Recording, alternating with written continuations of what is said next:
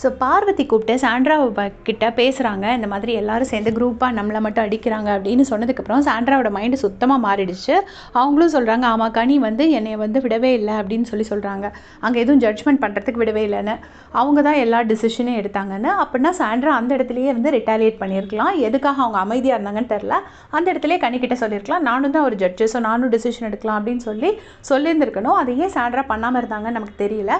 அதுக்கப்புறமா கூப்பிட்டு சாண்ட்ரா, திவ்யா, பிரஜன் 3 பேர் கொஞ்சம் நேரம் டிஸ்கஷன் பண்ணுறாங்க. இங்கே ஒரு குரூப் இருக்குது, அந்த குரூப்பை நம்ம கண்டிப்பாக உடைச்சே ஆகணும் அப்படிங்கிற மாதிரி 3 பேரும் பேசுகிறாங்க. பேசிட்டு யாரை வந்து நாமினேட் பண்ணணுங்கிறது மாதிரி ஒரு டிஸ்கஷன் போகுது.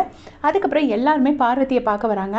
பார்வதி, கமர்தன், அதுக்கப்புறமா சாண்ட்ரா, இவங்க எல்லாரும் சேர்ந்து பிரஜன், திவ்யா எல்லாருமே சேர்ந்து என்ன டிஸ்கஸ் பண்ணுறாங்க அப்படின்னா, யாரெல்லாம் நம்ம வந்து நாமினேஷனில் போடலான்னு ஒரு பயங்கரமான நாமினேஷன் டிஸ்கஷன் நடக்குது. ஸோ இவங்க 5 பேரும் சேர்ந்து யாரெல்லாம் நாமினேட் பண்ணணும்னு நினைக்கிறாங்கன்னா, ரம்யா, கனி, எஃப்ஜே, சபரியை பண்ண முடியாது. ஸோ ரம்யா, கனி, எஃப்ஜே 3 பேரும் கண்டிப்பாக வரணும். கூடவே விக்கல்ஸ் விக்ரம் வந்து இன்றைக்கி பார்வதி கூட மோதினால பார்வதி வந்து விக்கல்ஸ் விக்ரம் மேலே பயங்கர கடுப்பில் இருக்காங்க. அப்புறமா சுபிக்ஷா. ஸோ இவங்க எல்லாத்தையும் வந்து எப்படியாச்சும் நாமினேஷனில் போடணுன்னு ஆளுக்கு பிளான் பண்ணுறாங்க. கனியை வந்து எப்படியாவது நாமினேஷனில் கொண்டு வந்தே தீரணும் அப்படின்னு சொல்லிட்டு பார்வதி வந்து சொல்கிறாங்க. நாமினேஷன் இல்லாமலே எஸ்கேப் ஆகி போயிட்டே இருக்காங்க அப்படின்னு சொல்லிட்டு. அப்புறம் குக்கிங்கை வச்சு எல்லாரையும் மயக்கிட்டு இருக்காங்க. எனக்கு காலையிலே சொன்ன அதே கம்ப்ளைண்ட்ஸை திரும்பவும் சொல்கிறாங்க.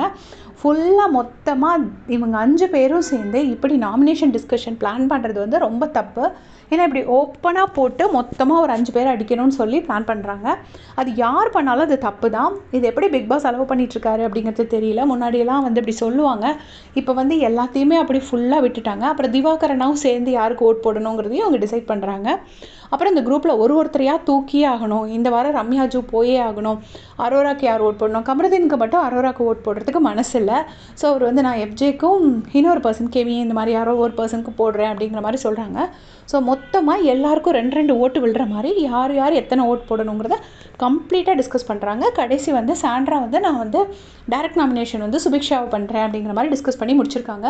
ஸோ இது வந்து கண்டிப்பாக தப்பு. மொத்தமாக இவங்க என்ன சொல்கிறாங்கன்னா, சபரி, எஃப்ஜே, ரம்யா, கனி 4 பேர் ஒரு குரூப் கேம் விளையாடுறாங்கன்னு சொல்கிறாங்க. பட் அவங்கள வந்து அவங்க 4 பேர் இருக்காங்க. இவங்க வந்து இப்போ திவாகரோட சேர்ந்து 6 பேர் சேர்ந்து அந்த 4 பேர் அடிக்கணும்னு பிளான் பண்ணுறாங்க. ஸோ அது குரூப்னா இதுவும் குரூப் தான். இவங்க எல்லோரும் சேர்ந்து என்னாச்சு அப்படிங்கிறதே தெரியல. திடீர்னு மொத்தமாக எல்லோரும் பார்வதி கூட சேர்ந்துக்கிட்டதோட திவ்யாவுக்கு என்ன கோவம்னா, அவங்கள வந்து சபரி வந்து திவ்யாவையும் பார்வையும் பாத்ரூம் கிளீனிங்கில் போட்டாங்கன்னு திவ்யாவுக்கு கோவம். அப்புறம் நான் கத்துறேன்னு சொன்னாங்க, அவங்களும் கத்துறாங்க அப்படிங்கிற மாதிரி சொல்லிட்டு இருந்தாங்க. சாண்ட்ராக்கு என்னென்னா, கனி வந்து ஏதோ ஜட்ஜ் பண்ண விடலைன்னு கோவம். ஸோ மொத்தமாக எல்லாருமே சேர்ந்து ஒரு பிளான் போட்டுட்ருக்காங்க. இது வந்து என்ன அளவுக்கு கரெக்ட் அப்படிங்கிறது தெரியல. உங்களுடைய கமெண்ட்ஸை சொல்லுங்கள்.